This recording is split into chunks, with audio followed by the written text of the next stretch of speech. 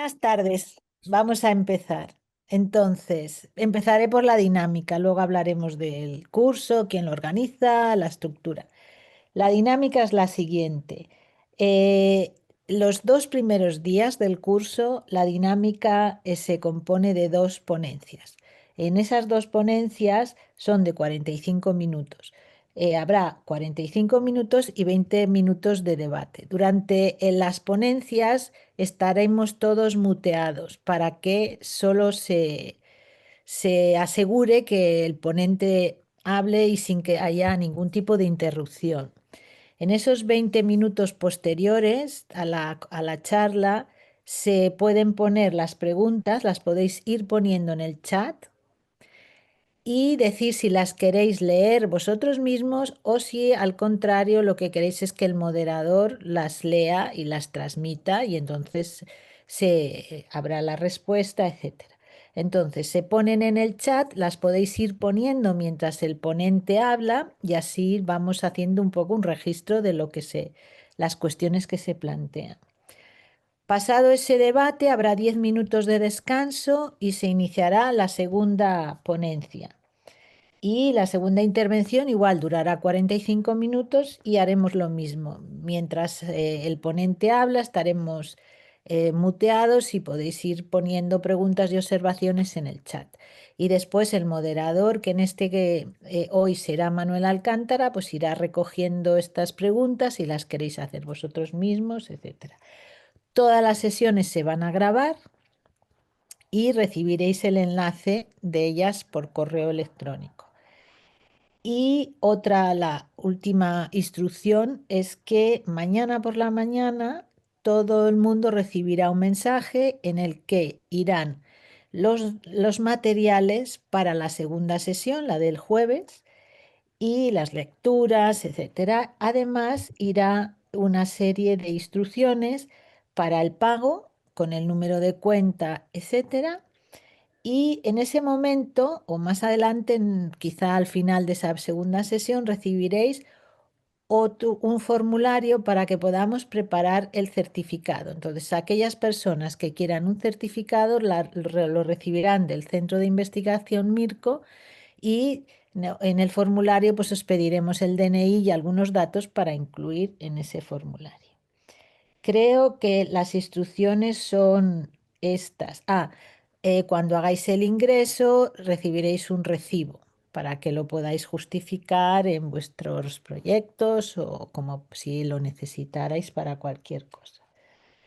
Y creo que la parte de instrucciones termina así, aquí.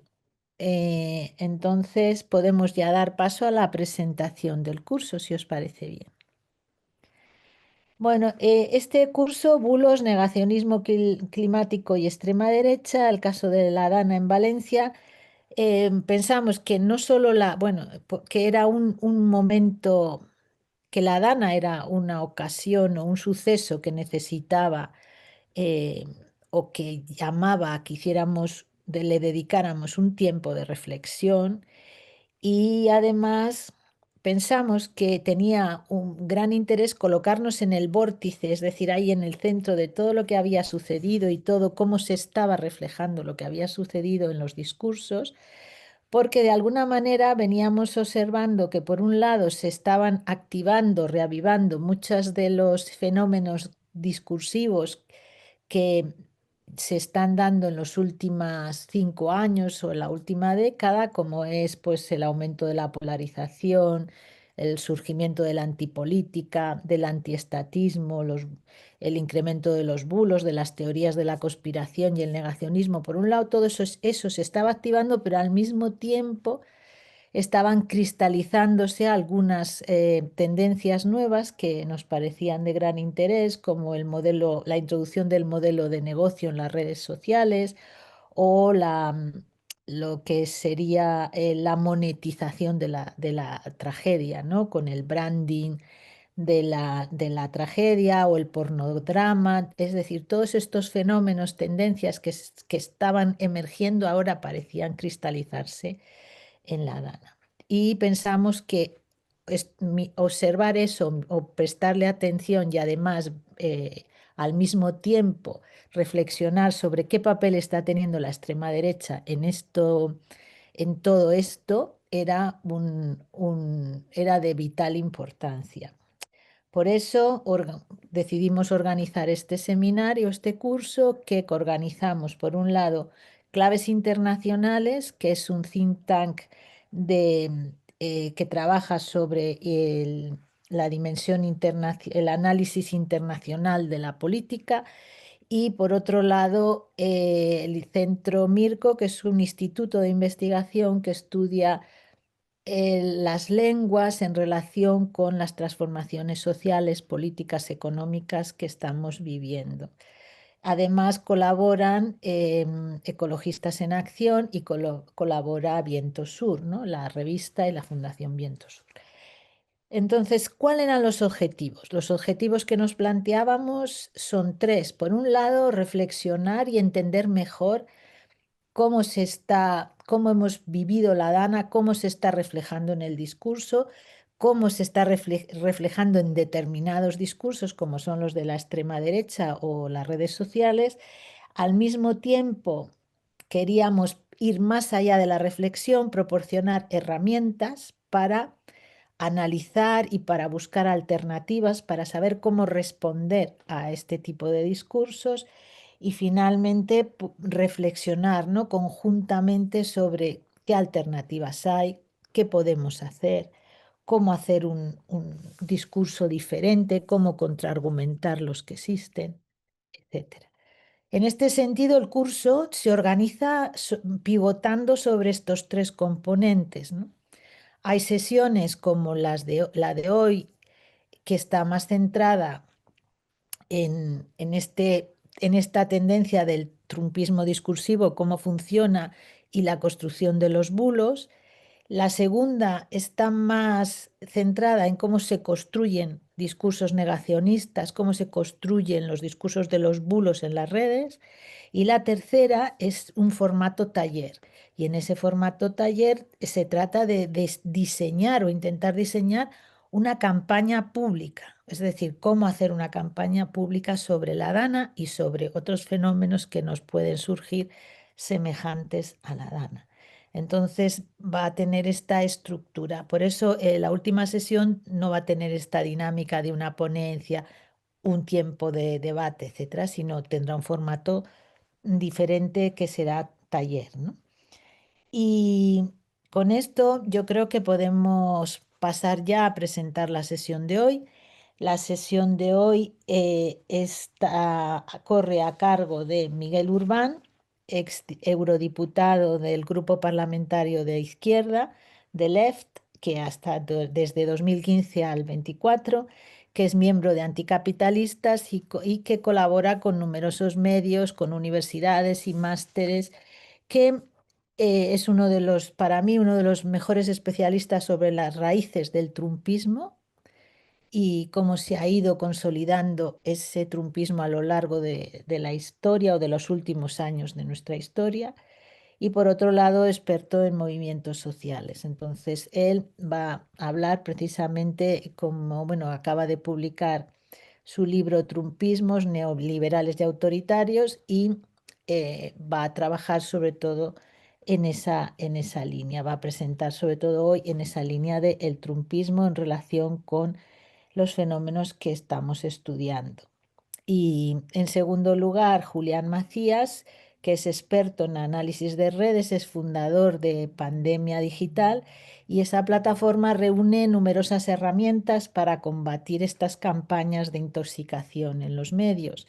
Y con estos análisis que se elaboran en la plataforma, que son especialmente refinados y finos, han sido citados por numerosos medios internacionales y también por su análisis de fake news y bulos. Entonces, estos dos ponentes, no, ya con esta presentación daríamos paso directamente a la primera ponencia, que es de Miguel Urbán. Te doy Muchísimas, paso, Miguel. Muchísimas gracias, Luisa, y muchísimas gracias a todas las personas que estáis ahora mismo conectadas y que os habéis interesado por este curso. Yo le quería reconocer y dar las gracias también a Víctor San Pedro, que fue el que insistió, ¿no? Con Luisa y conmigo y nos tiró un poco a hacer este curso.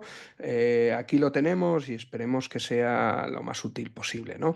Es un curso que yo creo que, como bien explicaba Luisa, nace de la necesidad de la necesidad que vimos cuando pasó los sucesos trágicos de la Dana, y sobre todo vimos como no solo había que había una auténtica inundación de bulos, de negacionismo climático, pero de una forma salvaje, especialmente en las redes sociales, pero que transcrecía las propias redes sociales, impregnando los medios de comunicación, impregnando el debate público, ¿no? Y lo que debería de haber sido, en cierta medida, una gran llamada de atención ante las tragedias que se pueden suceder con este camino acelerado hacia el abismo que supone el cambio climático y la crisis ecológica. Lo que veíamos es que, en cierta medida, en algún sentido, como un poco como una vuelta atrás, ¿no? Yo creo que ahora, con el gran apagón que hemos vivido la semana pasada, estamos viendo algo parecido con el ataque tan duro contra las renovables, con las loas a la energía nuclear, ¿no? Estamos viendo cuando, en un momento que supuestamente deberíamos de estar acelerando el ritmo de nuestras políticas climáticas, cómo deberíamos de estar acelerando los procesos de transición. Lo que estamos viendo es, en cierta medida, una parálisis, cuando no un retroceso muy fuerte. Y cómo ese retroceso, en cierta medida, se construye con anterioridad, ¿no? Cómo ese retroceso de lo que estamos viendo, cómo, volviendo a la cuestión, ¿no? de las nucleares, ¿no? Como en un gobierno como el belga, que supuestamente tenía un plan de cierre y que tenía que ir acometiéndolo ahora mismo, ha cambiado el paradigma totalmente, y ahora vuelve a poner encima de la mesa la cuestión de las nucleares, con una inversión de 33.000 millones para salvar los intereses del oligopolio energético. Cómo estas políticas que estamos viendo ahora mismo han sido producto de una intensísima guerra cultural, guerra discursiva, guerra política por parte de una extrema derecha regada de millones por todo lo que sería el lobby negacionista, ¿no? Y yo creo que de esa necesidad que vimos durante la Dana, pues nace un poco este curso, ¿no? Y yo creo que este es el primer elemento que nos parece fundamental, ¿no? Cómo lo enmarcamos en un contexto internacional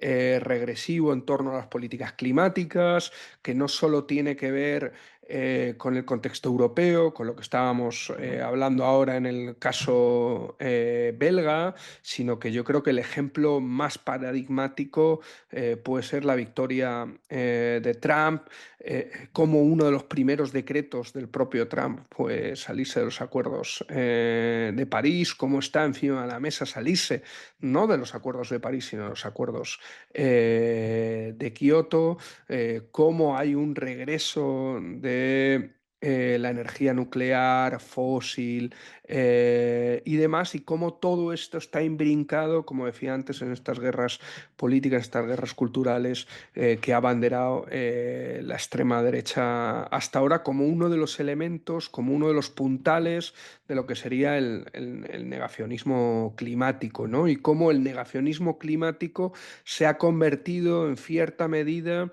en un elemento distintivo y paradigmático de estas nuevas extremas derechas y de esta ola reaccionaria global, ¿no? Evidentemente, como decía antes, la cuestión del lobby de la energía fósil y su vinculación con los think tanks ultraconservadores, con las organizaciones y partidos de extrema derecha, es especialmente claro en todo lo que sería Estados Unidos y todo lo que fue la revolución neoconservadora, ¿no? Y cómo todos estos think tanks, cómo todas estas organizaciones son en cierta medida una fuente muy prolija de desinformación climática, y cómo está focalizada en todo lo que sería la desregulación de los mercados, y cómo hay una inversión multimillonaria, ¿no? Para atacar cualquier tipo pues podríamos decir, de ciencia climática, de consenso científico, de datos sobre el clima, ¿no? Cómo se cuestiona, ¿no? Incluso hay un cuestionamiento en cierta medida de la propia ciencia, ¿no? Pero no solo es paradigmático de Estados Unidos, de la revolución neoconservadora, de lo que fue Trump, de lo que fue el primer gobierno Trump, el trumpismo posterior, sino también lo podemos ver en Brasil, ¿no? Con lo que fue el gobierno Bolsonaro, y cómo la propia financiación del lobby de la agroindustria tuvo un peso fundamental en la campaña de Bolsonaro y en la constitución de lo que podría ser el bolsonarismo ¿cómo se esto? En Brasil, incluso como uno de los grandes ideólogos del bolsonarismo, Olavo de Carvalho, hizo del negacionismo climático uno de sus elementos más importantes, mezclándolo con todo tipo de teorías conspirativas, la mezcla, ¿no?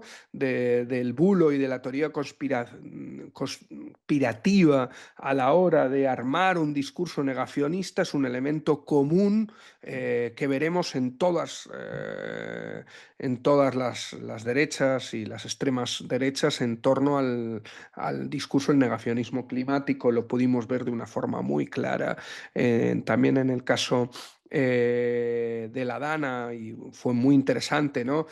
Ver cómo todo era, cualquier tipo de excusa y de teoría de la conspiración era útil con tal de negar la evidencia del cambio climático, ¿no? Desde un ataque climático marroquí a la cuestión de las presas, la demolición de las supuestas presas de Franco por parte del gobierno, etcétera, etcétera, etcétera, ¿no? Esto que vimos en la Dana, esto que vimos en la estrategia discursiva de la extrema derecha en este caso, es un elemento recurrente y que lo hemos visto en otros muchísimos casos. También lo pudimos ver en las inundaciones de Porto Alegre, en Brasil, en donde había casi una copia mimética de los discursos y de los bulos que se utilizaron por parte del caso de la extrema derecha en la Dana, con las inundaciones en Porto Alegre, ¿no? Pero volviendo un paso atrás, hay que ver que el bolsonarismo, Olavo de Carvalho, en su momento acusaba, ¿no? De estas supuestas teorías del cambio climático, por ejemplo, al marxismo cultural, ¿no? Y cómo el negacionismo estaba vinculado como una reacción también un poco, en cierta medida, anti-establishment, ¿no? En ese sentido, y entroncada también con una cuestión de discurso soberanista, ¿no? De hecho, esa retórica de defensa de la soberanía nacional, del soberanismo, es algo que veremos mucho en el discurso negacionista de la extrema derecha, ¿no? En el caso brasileño, la defensa de la soberanía nacional de la Amazonía frente a las críticas internacionales por los procesos de deforestación era una argumentación para poder vender la Amazonía al poder corporativo, a la agroindustria, de una forma salvaje, ¿no? De hecho, el propio ministro de Asuntos Exteriores brasileño llegó a afirmar que abrir la Amazonía a las inversiones privadas era la única manera de protegerla, ¿no? Cómo esa política nacionalista climática, supuestamente defensora de la soberanía nacional, era una forma de justificar todos los intereses del poder corporativo, en este caso de la agroindustria, de las multinacionales mineras y demás en la explotación de la Amazonía, ¿no? Lo podemos ver de una forma también clara en el caso del apagón, por ejemplo, la vinculación de la supuesta defensa de la soberanía energética con la defensa del oligopolio energético y sus intereses con las nucleares, pidiendo la eliminación, por ejemplo, de las tasas fiscales aprobadas por parte del gobierno con las propias eléctricas para la agenda de cierre de las nucleares, ¿no? Como un ejemplo más de esa vinculación de soberanía, una soberanía evidentemente mal entendida, una soberanía en pro de los intereses corporativos, el discurso negacionista y la extrema derecha como pegamento de todo esto, ¿no? Y en Europa yo creo que hay un punto de inflexión para señalar el crecimiento de los discursos del negacionismo climático en la extrema derecha, que es evidentemente la crisis del 2008 y cómo a partir de ahí toda la retórica de la postergación, de la transición ecológica, del escepticismo ante el carácter antropogénico del cambio climático ha ganado de una forma exponencial apoyos entre los sectores socioeconómicos conservadores y la extrema derecha como garante de todo ello y cómo han ido arrastrando también al conjunto del arco político, ¿no?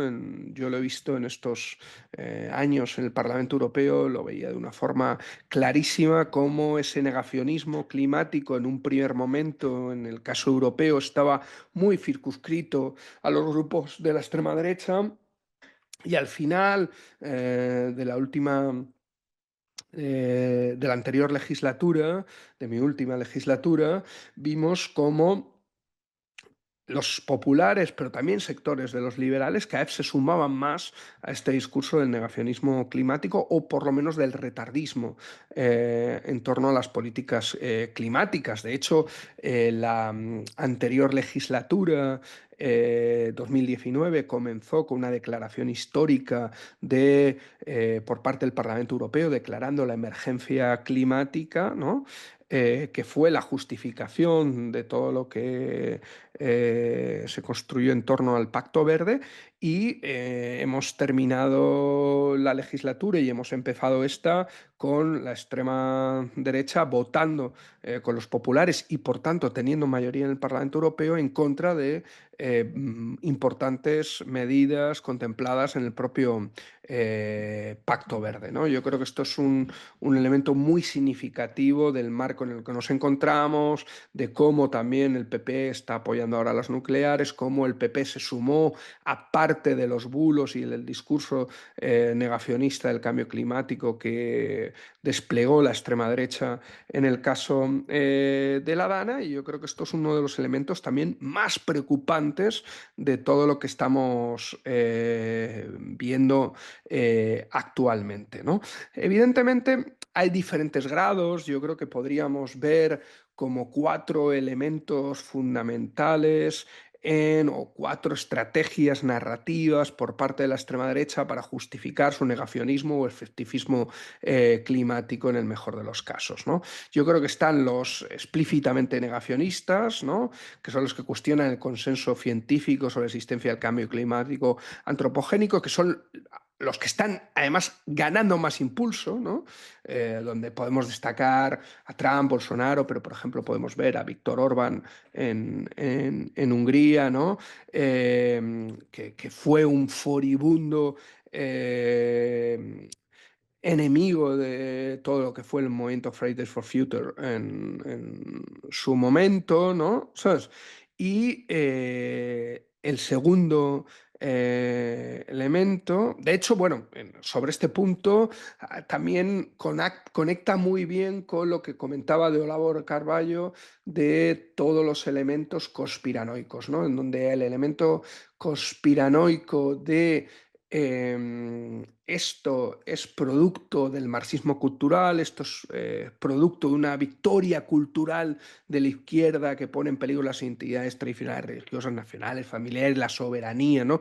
Como el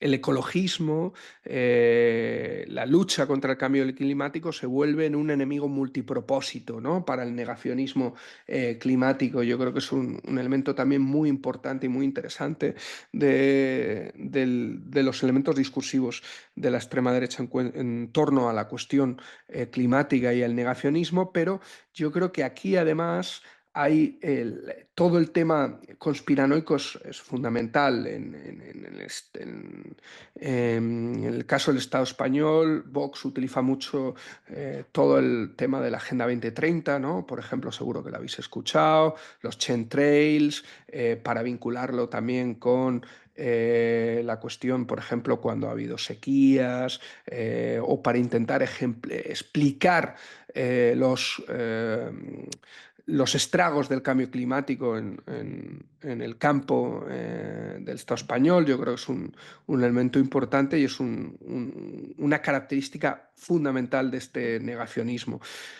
El segundo sería el cuestionamiento del carácter antropogénico del cambio climático, ¿no? Que es una estrategia de este nuevo negacionismo que en cierta medida no es tanto cuestionar el cambio climático en general, sino que el cambio climático tenga que ver con la acción del ser humano, ¿no?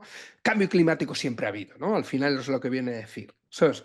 Que busca cualquier tipo de respuestas, supuestamente muchas veces científicas, para reafirmar estos argumentos, ¿no? ¿Sabes? Porque al final, si el cambio climático pierde su carácter antropogénico, las políticas climáticas que cuestionan el crecimiento desmedido, el uso masivo de combustibles fósiles, son inservibles. De hecho, las propias políticas mitigadoras del cambio climático, como el Pacto Verde, serían totalmente inservibles, no serían útiles, ¿no?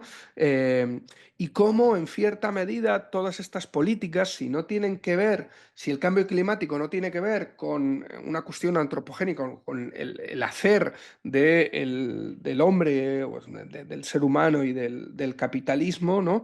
Cómo las políticas climáticas responden, según esta lógica, más a una visión del mundo, ¿no? Cómo las élites globalistas, la supuesta izquierda, el elemento de élites globalistas es un discurso cada vez más presente, por ejemplo, en Vox, de una forma muy clara. Lo que quieren hacer es imponer su modelo de vida a la gente normal, ¿no?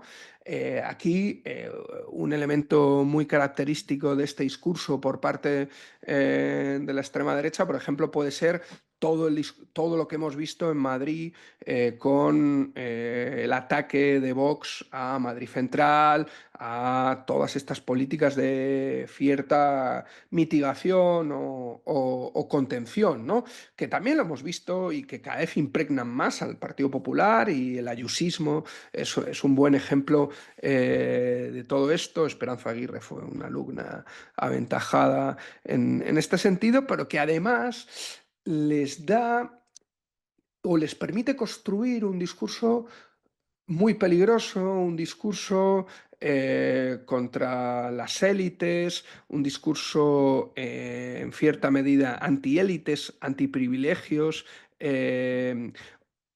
ordenando o por lo menos categorizando las políticas climáticas como unas políticas elitistas, como unas políticas que van en contra de los intereses de las mayorías sociales en pro de los intereses de una minoría globalista, ¿no? Otro elemento, el tercer elemento en los discursos negacionistas de la extrema derecha es cómo intenta redireccionar la responsabilidad hacia otros, ¿no? En cierta medida es un clásico de nuestros tiempos en que los discursos negacionistas o retardarios de la extrema derecha es cuestionar las medidas contra el cambio climático redireccionando las responsabilidades hacia otros, ¿no? Eh, China contamina más que nosotros. ¿De qué sirve nuestras políticas si al final solo lo está haciendo Europa? Estas políticas lo que están haciendo es dejando en desigualdad de condiciones al campo español, a la industria europea, para competir en un mundo global, ¿no? Este es un discurso también bastante común para justificar todas las políticas antiecológicas por parte de la extrema derecha. Y en ese sentido está el cuarto elemento, que es cómo enfatizar los inconvenientes de las políticas climáticas, ¿no? Enfatizar la cuestión de la injusticia social y económica que supone la acción climática, como lo decía anteriormente, ¿no? Argumentándolo dentro de una lógica de las élites globalistas, cuestiona su utilidad, minusvalorar los riesgos del cambio climático. ¿Por qué lo llamamos Dana si siempre ha existido y se ha llamado gota fría, ¿no? Eso es un elemento fundamental que lo veíamos en la cuestión de Valencia de una forma muy clara, ¿no? Y lo que pretende evidentemente es socavar toda la percepción social que hay en torno al problema y a la necesidad de respuestas por parte del cambio climático. Podríamos decir que es un negacionismo en cierta medida ambiguo, ¿no? Y yo creo que más o menos esto sería a grandes rasgos los cuatro elementos, los cuatro ejes discursivos sobre los que se construye el negacionismo climático de la extrema derecha. Pero yo creo que hay un elemento que me parece fundamental, que yo desarrollo en el libro de Trumpismos neoliberales y autoritarios, que no solo se puede explicar por los intereses del lobby, del poder corporativo en torno a la industria, a la energía fósil, que no solo se puede entender por parte del hacer y de la guerra cultural, de los think tanks o los lobbies de pensamiento y de generación discursiva neoconservadores o de la propia acción de la extrema derecha, sino que yo creo que es un elemento estructural y sobre el cual no podríamos tampoco entender el propio auge de la extrema derecha, ¿no?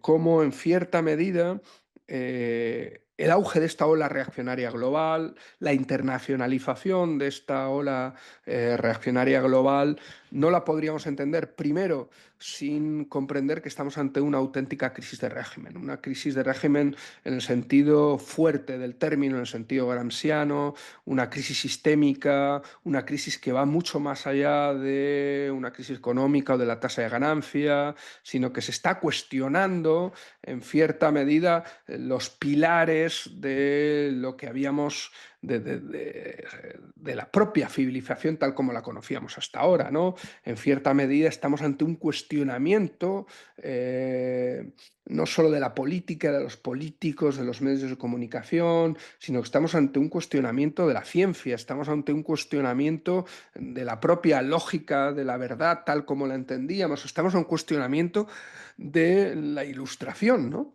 En este sentido, creo que no podríamos entender esa crisis de régimen sin comprender que esta crisis de régimen capitalista es producto de una policrisis, ¿no?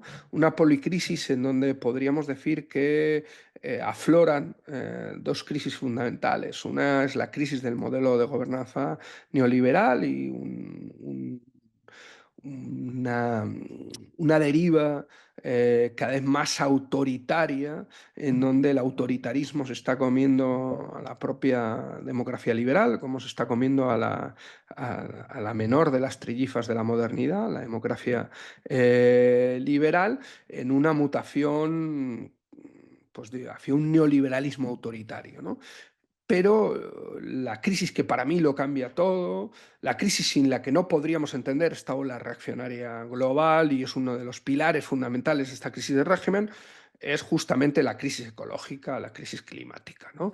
Y cómo la crisis ecológica, la crisis climática, en cierta medida, lo que ha hecho ha sido cancelar la última utopía que quedaba viva de la modernidad, ¿no? La utopía capitalista del crecimiento sin límites, ¿no? Como cada vez somos más conscientes de que es imposible en un mundo finito crecer sin límites. Es imposible la utopía capitalista del crecimiento sin límites. Y cancelando la utopía capitalista del crecimiento, en cierta medida, estamos cancelando el futuro. Somos incapaces de imaginar un futuro en una sociedad capitalista que no signifique crecimiento, porque el crecimiento es progreso y el progreso es futuro, ¿no?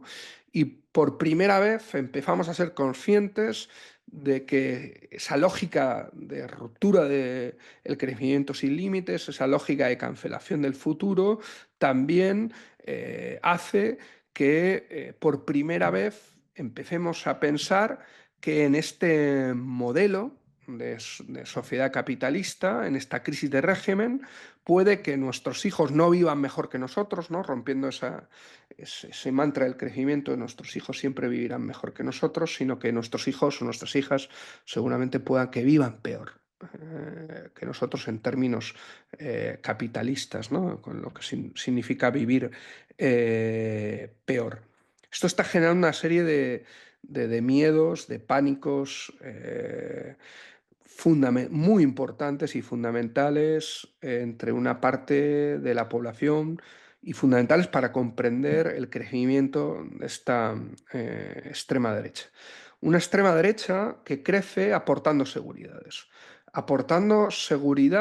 en un mundo inseguro, en un mundo en llamas, en donde su seguridad no se basa en imaginar un futuro que pueda dar una salida a esta crisis de región capitalista, que pueda dar una salida a la crisis ecológica en la que nos encontramos, sino que el elemento central de su seguridad o de la seguridad de la extrema derecha no es pensar el futuro, sino regresar al pasado.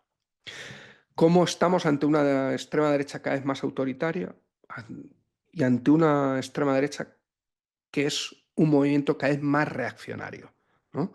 Cómo las seguridades que ofrece, esas seguridades del pasado, son seguridades conocidas, son seguridades que la gente pueda tocar, a la gente, en que la gente pueda agarrarse en este mundo inseguro, como sus seguridades de vuelta al pasado es volver a un pasado no imaginario, sino volver a un pasado en donde el capitalismo no ha sido cancelado, en donde el futuro no había sido cancelado, ¿no? Un pasado anterior a la conciencia sobre esta crisis ecológica y climática, ¿no?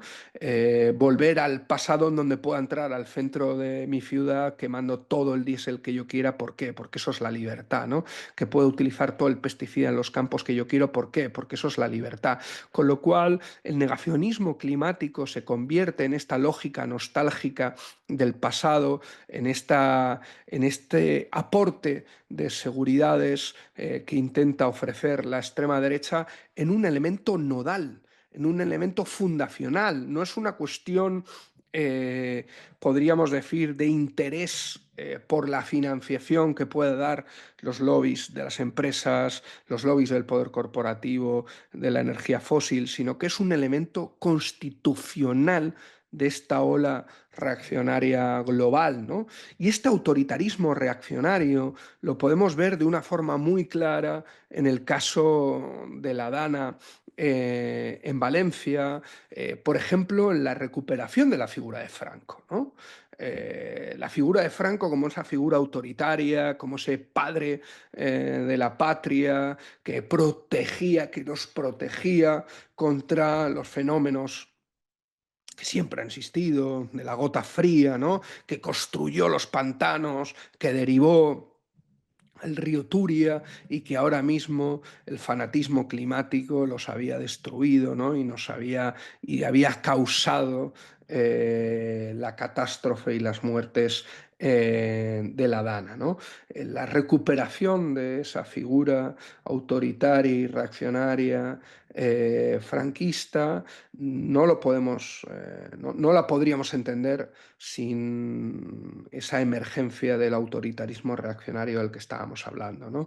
Esta semana ganó el candidato de la extrema derecha en la primera vuelta húngara, ¿no? Rumana, y veíamos cómo la cuestión nostálgica, la cuestión reaccionaria es un elemento fundamental. Make America Great Again, ¿no? Volver a hacer grande América otra vez, el gran discurso del trumpismo que se ha convertido prácticamente en un movimiento, el MAGA, es un elemento clarísimamente de vuelta al pasado, reaccionario. Qué mayor vuelta al pasado que volver a hacer grande el imperio norteamericano otra vez, ¿no? En este momento de decadencia y de revuelta, vuelta otra vez a una lógica interimperialista, ¿no? Eh, por eso creo que es fundamental incluir este elemento, conjugarlo para comprender la importancia que tiene el negacionismo climático en la articulación de las narrativas y los discursos de la extrema derecha y que va más allá de una simbiosis con lo que podría ser el lobby del poder corporativo. Yo iría dejándolo aquí. Si queréis, podemos comenzar el debate. A mí me interesaría el poder, a partir del debate que hagamos, introducir algunos ejemplos prácticos, discursivos, sobre esta nostalgia del que estábamos hablando, de bulos y de la conexión con otros casos parecidos a nivel internacional de Valencia, como por ejemplo sería la cuestión de las inundaciones de Porto Alegre que se dieron 6 meses antes de la Dana en Valencia. Y con esto te dejo a ti todo tuyo, Manuel, para gestionar ahora mismo el tema también de las preguntas y demás. Y gracias a todas por haber aguantado pacientemente esta chapa. Muchas gracias a ti, Miguel, por esta introducción que creo que nos ha metido completamente en harina, muy, muy directamente. Nos hemos tirado en plancha en el tema que nos ocupa en el curso. O sea que genial, muchas gracias. Pues entramos, siguiendo la invitación que nos acaba de ofrecer Miguel, entramos en la parte de debate y preguntas. Tenéis en el Zoom abajo la parte de preguntas y respuestas y también si queréis levantar la mano para participar directamente, eh, pues Dani os dará acceso. De momento hay una pregunta ya puesta por Podemos Exterior que buscando como un tono más constructivo, digamos, o de qué hacer, ¿no? ¿Qué podemos hacer ante la cantidad ingente de dinero que los lobbies negacionistas invierten en las granjas de troll y la fábrica de bulos? Además, con el éxito que ya de por sí, lo difícil que es ya de por sí luchar contra un bulo, ¿no? Lo fácil que es extenderlo y lo difícil que es luchar contra él. Bueno, ¿qué podemos hacer contra ello? Que además añade la nota de que estas mismas granjas, bueno, dice que son muy consumidos por los jóvenes, ¿no? En las redes, o sea, que también ataca a una parte de la sociedad clave para el futuro. Sí, o sea, yo creo que quizás el que podemos hacer se lo puedo dejar un poquito más al siguiente ponente, ¿no? A Macías, que yo creo que él ha trabajado mucho y desde Pandemia Digital trabaja mucho este elemento, ¿no? Pero sí que me parecía especialmente importante la última parte, ¿no? Que además tanto consumen nuestros jóvenes en las redes sociales, ¿no? El por qué tiene este discurso cierto impacto dentro de la juventud. Creo que primero hay que romper cierto impresionismo, ¿no? O sea, en este sentido, yo creo que es importante. Yo ponía el ejemplo de cómo el Parlamento Europeo en 2019 hizo una declaración histórica, que fue la declaración de la emergencia climática. Esa declaración no hubiera sido posible sin las movilizaciones de la gente joven el año precedente e incluso durante la propia campaña de las elecciones europeas, ¿no? Más de 64 huelgas se produjeron estudiantiles y más de 400 movilizaciones juveniles se produjeron en los 15 días de la campaña de las europeas del 2019 por parte de la juventud, de Fridays for Future y de otros movimientos ecologistas que fueron fundamentales para marcar no solo la agenda de la campaña electoral, sino también marcar el discurso, el debate y las políticas públicas. Yo creo que esto es un elemento muy importante, ¿no? Lo digo porque eso fue hace, aunque parezca hace mucho, fue hace 6 años. O sea que no fue hace tanto, ¿no? De hecho, fue muy significativo cómo Die Linke en Alemania, en la última campaña electoral, consiguió conectar con la gente joven y la extrema derecha de Alternativa por Alemania, que parecía que iba a ser la primera fuerza entre la juventud, no lo fue. Y fue justamente la izquierda y ese fue un elemento clave para el resurgir electoral de Die Linke, que pasó en un mes y medio escaso del 2,5% al 9% prácticamente de los votos, ¿no? O sea, yo creo que eh, hay un elemento fundamental que es no caer en el impresionismo. Pero sin caer en el impresionismo, es verdad que el discurso reaccionario conecta muy bien con la gente joven. Y lo estamos viendo en el caso del Estado español, ¿no? Cómo ese discurso del que hablaba antes, ¿no? De la figura de Franco, que yo creo que nos debería llevar a hablar más de post-franquismo, de hablar de un pop-franquismo, ¿no? Están convirtiendo a Franco en un sujeto pop, ¿no? Incluso contracultural, ¿no? O sea, como ahora mismo ser un radical es gritar viva Franco, ¿no? En ese sentido, como ser alguien anti... eh, en esta antiélites, ¿no? Es apoyar a Franco, es una auténtica delirio, pero que explica muy bien ese elemento que hablábamos antes, en donde a quien le pesa más todas estas inseguridades sobre el futuro es justamente a la gente joven. Donde cala más ese discurso reaccionario es justamente a la gente joven. Muchas veces la gente podía pensar que un discurso como el de Franco podía calar más en viejos nostálgicos del franquismo que votaban al Partido Popular. Y no, lo que estamos viendo es que la mayoría del votante de Vox es gente joven. Y de hecho el gran problema que tiene el PP con Vox es que Vox le ha robado las juventudes al Partido Popular en ese sentido, ¿no? Y eso se conecta, los datos sociológicos son muy interesantes, como el miedo al futuro es mucho más fuerte entre la gente joven, como es normal también. Y cómo ese discurso de miedo al futuro conecta tanto con este elemento nostálgico, ¿no? Por ejemplo, en Alemania podría ser la Nostalgie, ¿no? En el tema de la RDA, aquí podríamos verlo en la nostalgia de los discursos nostálgicos con el franquismo, ¿no? Con el franquismo vivíamos mejor, teníamos vacaciones pagadas, piso, había presas, centrales nucleares, todo era maravilloso, ¿no? Bueno, como hay bastantes preguntas, yo lo dejaría aquí, Manuel, y si quieres, seguimos con el resto. Sí, muchas gracias. Ha pedido la palabra Fran. Fran, tienes permiso o sea, tienes los permisos del Zoom para hablar. Vale, hola, ¿me escucháis? Sí, perfectamente. Vale.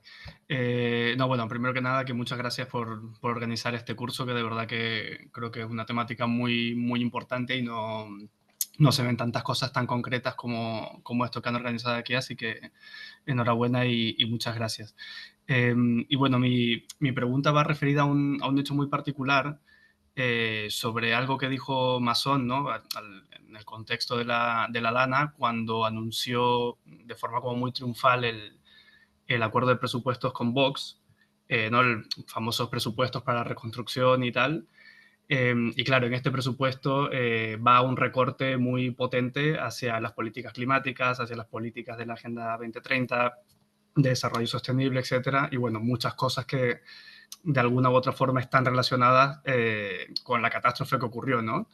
Y claro, él en este anuncio dio un discurso en el cual, digamos, yo creo que se plegó mucho al discurso entre negacionista y retardista de Vox y criticó duramente esto, ¿no? Y, digamos, defendía que esos recortes se diesen y lo defendía, digamos, de forma muy fuerte y, digamos, sin sonrojarse, ¿no?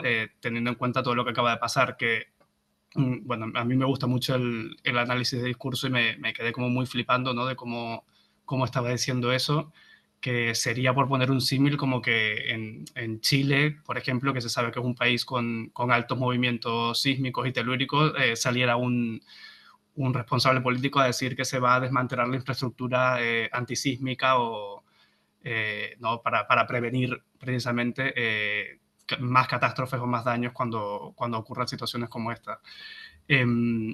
Mi pregunta para Miguel es, yo tengo la sensación de que toda esta narrativa, todo esto que has estado explicando ahora, también de alguna forma se refuerza por el propio desarme ideológico de la izquierda, que quizás no está sabiendo, no estamos sabiendo cómo contrarrestar de forma efectiva este tipo de discursos que hacen mucho daño y que están calando mucho en la sociedad, ¿no? Parece ser que hay un problema, como le escuché hace algún tiempo a Juan Grabois en Argentina, él en ese momento hablaba del campo popular en Argentina, pero creo que en el Estado español pasa algo similar, como que la izquierda del PSOE tiene un problema como de dirección y de contenido, de no saber exactamente a dónde va ni con qué herramientas, ¿no? Con qué bagaje ideológico quiere llegar a donde quiera llegar.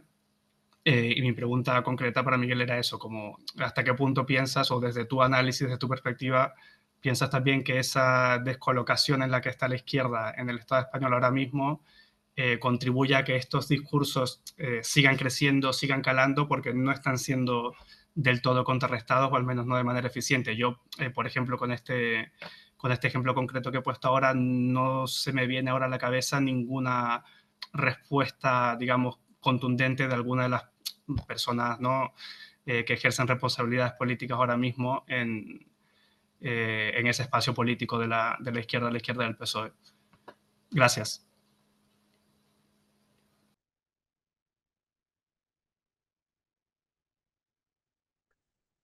Manuel, ¿vamos una a una o queréis agrupar, como veáis? Digo porque ya tenemos unas cuantas en el chat. Si Tenemos quieres mucho. respondo a esta y agrupamos alguna más. Sí, sí. A ver, yo creo, sí, yo también seguí bastante alucinado el discurso de Mazón cuando explicó el pacto con Vox, ¿no? Evidentemente, yo creo que había una berlusconización, ¿no? En cierta medida de Mazón, sobre todo por una compra de la agenda política de la extrema derecha como una forma de supervivencia propia, ¿no? Evidentemente, tanto jurídica y política, además por eso también la conexión con Berlusconi, yo creo era tan claro.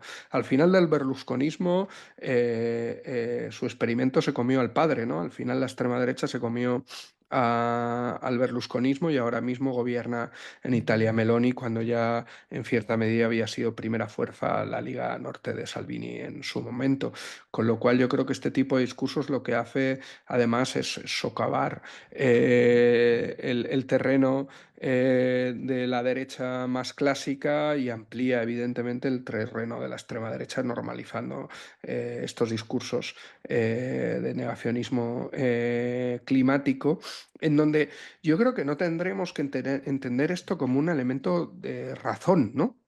Tú decías el ejemplo de Chile, claro que sí, o sea, en un momento de caos, de crisis, de shock, por lo que había pasado con la Dana, lo lógico sería aumentar las políticas que fueran a prevenir posibles sucesos similares, ¿no? No a desmantelarlas.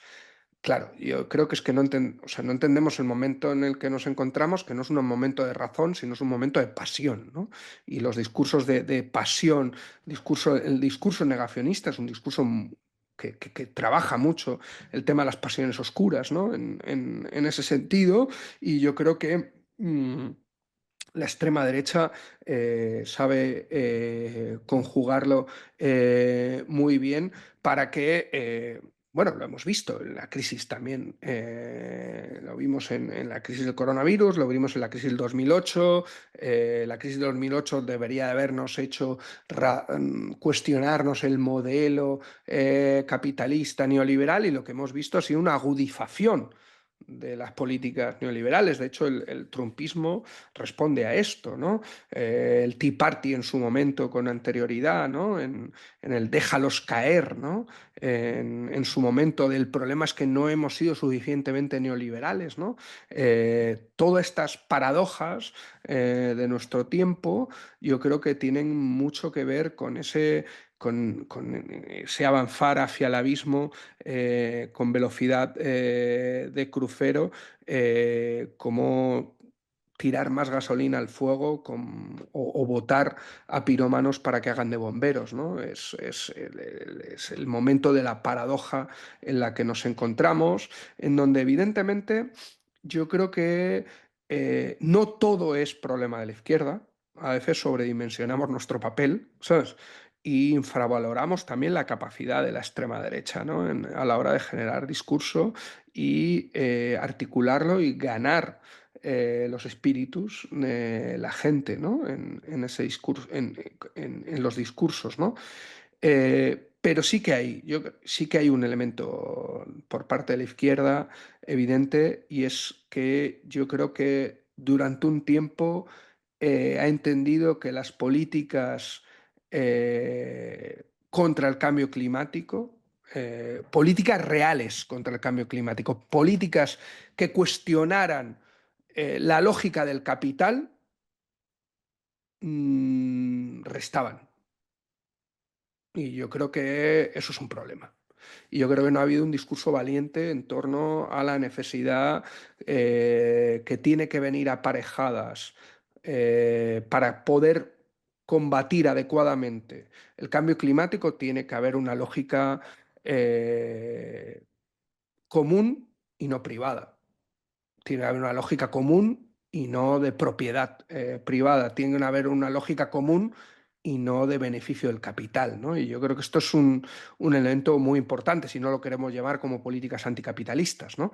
Pero que evidentemente, si no, lo que nos quedamos son en políticas del mal menor, que además son muy estigmatizables por parte de la extrema derecha, y a veces con razón, como elitistas y como perjudiciales para las mayorías sociales, ¿no? No hemos abordado como, por ejemplo, quién puede comprar coches eléctricos, ¿no? Si no abordamos la cuestión del transporte colectivo. Si penalizamos la entrada en el centro de la ciudad, ¿quién puede entrar en el centro de la ciudad? ¿Los ricos? O sea, cómo muchas veces el elemento de la justicia social no lo hemos terminado de construir en las propias políticas climáticas, y yo creo que eso ha sido una grieta de entrada de los discursos negacionistas muy, muy importantes.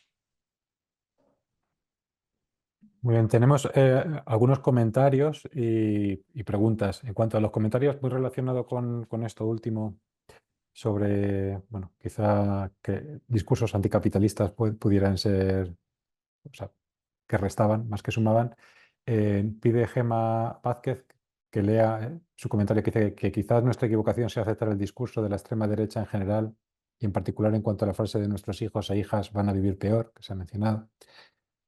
Se pregunta si es mejor esta vida que llevamos actualmente en Occidente la mayoría, con problemas de salud física y mental derivadas de la mala alimentación, del estrés, del ritmo de vida, apariencia, exceso de horas dedicadas al trabajo, etcétera, y que quizá haya que darle la vuelta y decirles, sí, vais a vivir mejor si rompéis con todo esto, ¿no? Ofrecer una alternativa positiva.